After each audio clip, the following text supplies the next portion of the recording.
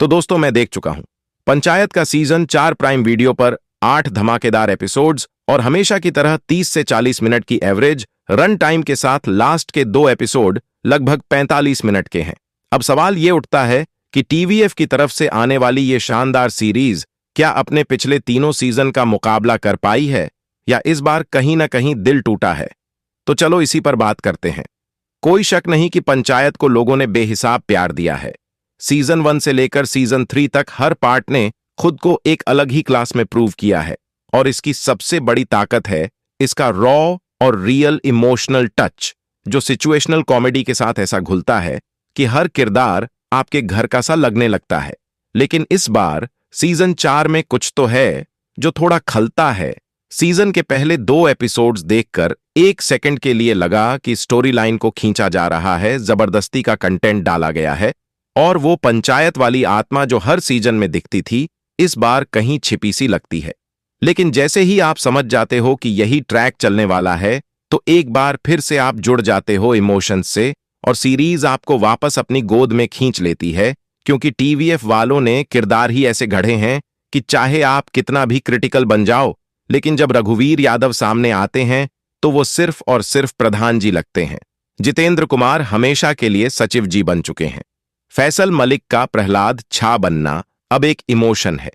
दुर्गेश कुमार का बंदराकस होना एक मजबूरी है और विनोद भाई का रोल तो ऐसा है जो इस सीजन में दिल चीर कर रख देता है। मतलब हर कैरेक्टर से इतना जुड़ाव हो चुका है कि इनको देखना अब सिर्फ एक्टिंग नहीं रह गया, बल्कि ये एक एहसास है। अब आते हैं कहानी पर। तो सीजन 4 वहीं से शुरू होता है जहां से पिछला खत्म हुआ था। लास्ट सीजन में प्रधान जी को गोली लगी थी और इस बार हमें पता चलता है कि वो गोली किसने चलाई थी या क्या वो सस्पेंस बना रहता है।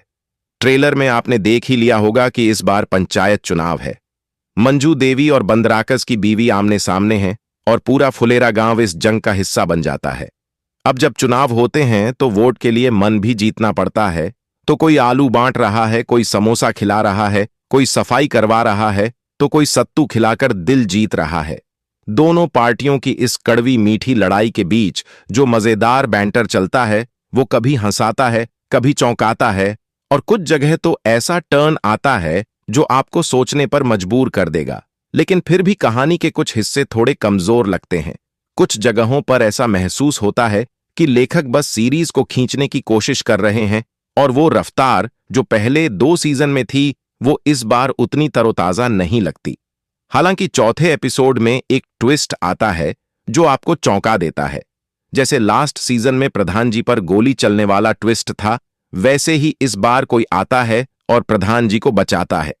कौन है वो और क्यों आता है ये तो आपको सीरीज देखकर ही पता चलेगा। लेकिन ये जरूर कहूंगा कि इस बार विनोद भाई का किरदार ऐसा निकला है जिसने क्लाइमेक्स में आते आते बवाल काट दिया। क्लाइमेक्स इतना पावरफुल है कि आपको लगेगा अब बस रुक जाओ, सीजन 5 तो आना ही चाहिए। और हां, सबसे बड़ा पॉइंट यह है कि इस बार गालियां ना के बराबर हैं, यानी शो फैमिली फ्रेंडली है। 16+ वाले समझदार हो तो आराम से मम्मी पापा के साथ भी देख सकते हो। ओवरऑल अगर कहूं तो सीजन 4 मेरे लिए एक 50-50 एक्सपीरियंस रहा। कभी मजा आया तो कभी थोड़ी बोरियत भी हुई। लेकिन जैसे ही शो खत्म होता है आप फिर से उसी एहसास में चले जाते हो कि हां अब अगला सीजन चाहिए। मेरी तरफ से पंचायत सीजन 4 को मिलते हैं 3.5 स्टार्स आउट ऑफ 5। और दिल से कहूंगा कि अगर आपने देखा है तो कमेंट सेक्शन में अपने विचार जरूर बताओ, क्योंकि पंचायत सिर्फ एक वेब सीरीज नहीं है। ये एक इमोशन है, एक जुड़ाव है, एक गांव है जहां हर किसी को कभी ना कभी अपना अक्स नजर आता है। मिलते हैं अगले वीडियो में, तब तक के लिए बाय।